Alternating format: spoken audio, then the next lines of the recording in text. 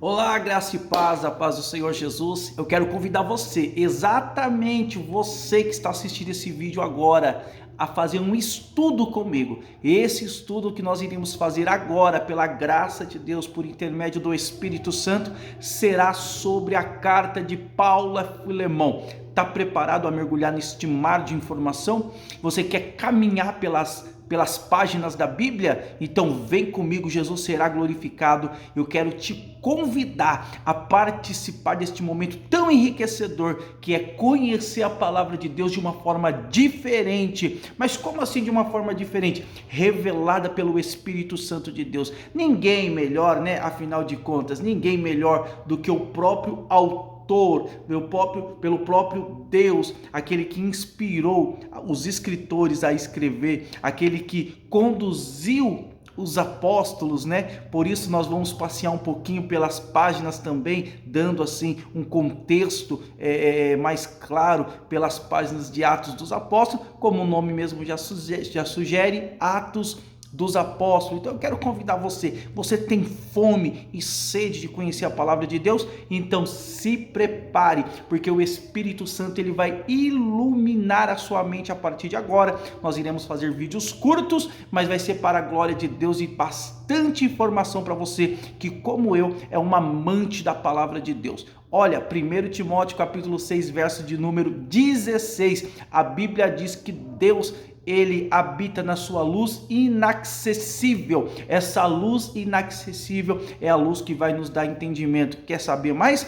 Preste atenção, Salmo de número 104, verso de número 2, a Bíblia vai dizer que Deus está envolto, está vestido pela sua luz, como alguém que se veste, como alguém que coloca um vestido, e ali está escrito que Deus, ele desenrola os céus, como alguém desenrola uma cortina. Então se prepare, guarda aí as emoções, aperte o cinto, porque nós iremos agora, por intermédio do Espírito Santo, subir até o terceiro céu. Isso, o terceiro céu. Primeiro céu, céu aurânio. Segundo céu, mesorânio. E terceiro céu, eporâneo, aonde Deus existe e aonde Ele quer a partir dali, nos dar a revelação da tua palavra. É o Espírito Santo que nos revela estas coisas. Está preparado para aprender mais da palavra de Deus? Saber os mistérios que a Bíblia tem o desejo de nos apresentar? A Bíblia diz, Salmo de número 90, verso de número 2 também, que Deus, irmãos, Deus ele existe, Deus ele é, antes da criação do mundo. Então, eu convido você,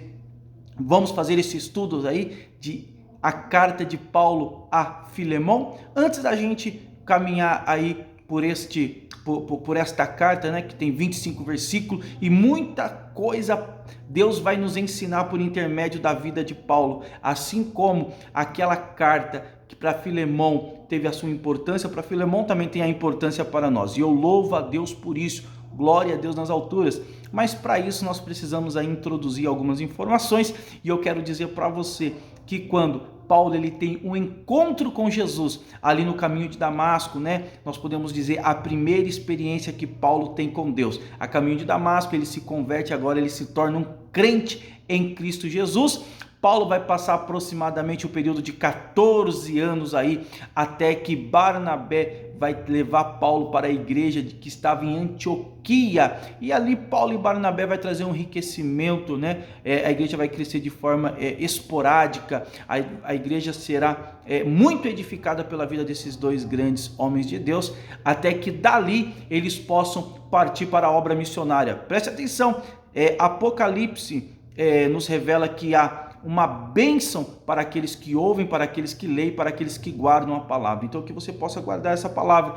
Atos capítulo 12, a Bíblia diz que Paulo está em Antioquia. Atos capítulo 13, nós vemos o Espírito Santo separando Paulo e Barnabé para a obra missionária. É isso mesmo que você ouviu.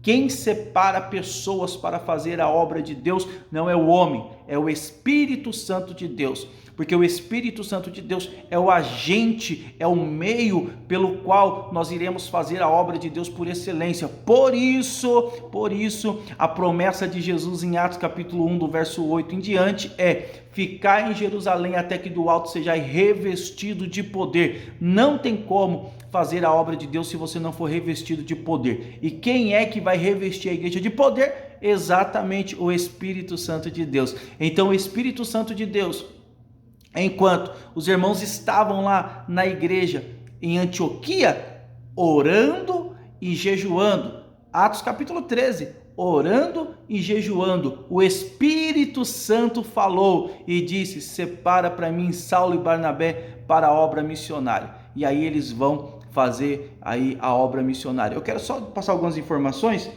sobre essas três grandes viagens missionárias, né? A primeira viagem missionária é do ano 46 ao ano 48 depois de Cristo, que está em Atos capítulo 13 e Atos capítulo 14. Depois nós temos a segunda grande viagem missionária que Paulo vai fazer com Silas e Timóteo. A segunda é do ano 49 ao ano 52. Está registrado em Atos capítulo 15, verso 36 até Atos 18, verso 23. E a terceira e última viagem missionária, que está do ano 53 ao ano 57, está registrado em Atos capítulo 18, do verso 23 ao capítulo 20, ao verso 38, né? Então, dali, Paulo vai partir de Antioquia da Síria, né? Junto com Silas, pegando aqui o mais importante para nós, a terceira e última viagem missionária de Paulo. A saber que Antioquia da Síria era o quartel-general das missões. Quando Paulo e os seus companheiros iam fazer missões, dali eles partiam para fazer missões. Então ele sai de Antioquia da Síria e vai passar nas congregações, né, que Paulo já tinha levantado nas suas viagens anteriores, em Galácia, Frígia, Jônia e Éfeso. E em Éfeso, Paulo ele vai ter ali uma surpresa. Paulo ele vai conhecer um homem muito eloquente e muito conhecedor da palavra, que era Apolo. Ele vai conhecer Apolo, ele vai conhecer alguns judeus, né, que eram recém-convertidos a Cristo Jesus, mas que ainda não tinham informação acerca da Santíssima Trindade, acerca das coisas que Paulo agora vai ter a oportunidade de estar passando para eles. E em Éfeso, Paulo ele vai ficar evangelizando na escola de Tirano. No período de 2 anos ali, Paulo ele passa evangelizando ali na escola de Tirano e vai ganhando muita gente para Jesus. Nesse contexto, nesse cenário, as pessoas que se convertem a Cristo, as pessoas que aceitam Jesus como o único e suficiente Salvador, eles que tinham num contexto da época ali, as suas religiões baseadas em feitiçaria, eles começam a queimar os livros de feitiçaria como um sinal, uma evidência de que eles estavam de fato convertidos a Cristo Jesus. Você já pensou aquele contexto, pessoas num sincretismo religioso terrível, mas agora quando eles ouvem a palavra de Deus, o Espírito Santo os convence da verdade, do juízo e da justiça, e eles agora começam a queimar os livros de feitiçaria, dizendo e declarando assim que agora, a partir de agora, eles estavam convertidos a Cristo Jesus, e agora a única alegria deles era prosseguir, né, fazendo aquilo que agradava a Jesus. Então, depois desses 2 anos, Paulo ele vai partir por terra, passando por Macedônia, Filipos, Tessalônica, Bereia e Acaia. Quando Paulo chega em Acaia, isso mais ou menos no ano 57, né, depois de Cristo, Paulo vai ficar ali alguns meses e Paulo vai escrever a carta a Roma. Paulo vai escrever ali em Acaia, né, provavelmente na cidade de Corinto.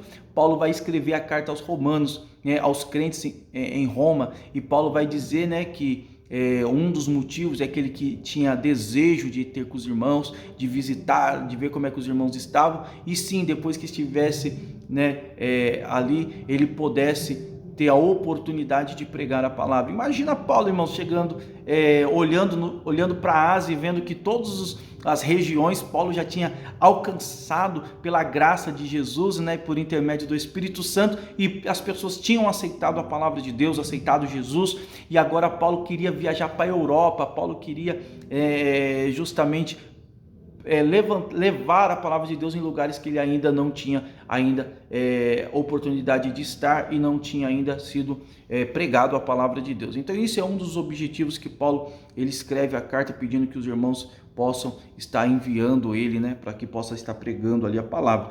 Então agora Paulo, ele vai para Filipos, pelo mar Ageu, passa pela Frígia e ali ele visita Troade. Em Troade, Paulo ele fica alguns dias em Troade. E ali em Troade nós temos aquela experiência, nós temos aquele relato de quando Paulo ele está pregando a palavra de Deus e aí ele estende o seu discurso. Um jovem chamado Eutico, ele dorme, ele se apega no sono, ele dorme na janela e ele cai, morre. Paulo ressuscita para a glória de Deus e aí então nós vemos a obra de Deus ali, o temor acontecendo, os sinais acompanhando e dali em diante Paulo ele vai seguir rumo ao seu objetivo, que é pregar a palavra de Deus. Paulo visita Mileto, conversa com os líderes, volta para Jerusalém. Chegando em Cesareia, eles tentam impedir Paulo de continuar, porque fala que Paulo vai ser as pessoas de Jerusalém vão querer matar Paulo, né? Vão querer caçar Paulo. E quando Paulo está em Cesareia, ele ensinando na sinagoga, alguns reconhecem Paulo e então começa aquela perseguição terrível, né?